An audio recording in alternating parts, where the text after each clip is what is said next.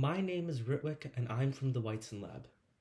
I'm here to talk about an emerging global health crisis that threatens to take 10 million lives annually in less than 30 years: antibiotic-resistant bacteria.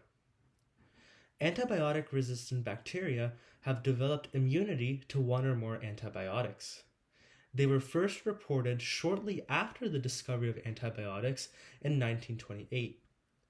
Almost a century later, our overuse and misuse of the drugs have led to a rise of bacterial resistance to nearly all antibiotics. The World Health Organization has already identified a dozen such bacteria threatening our lives.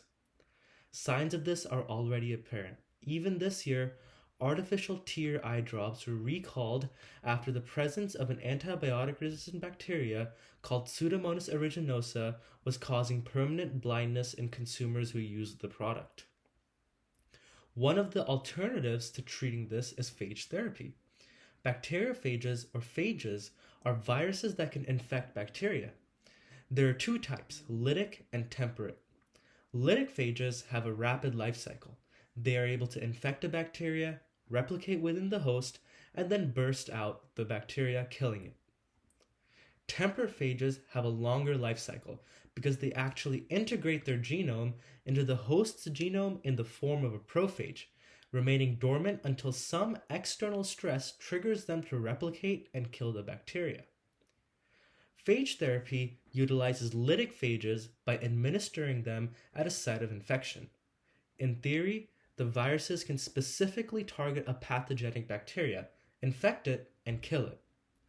This targeted approach to tackling antibiotic-resistant bacteria has tremendous potential.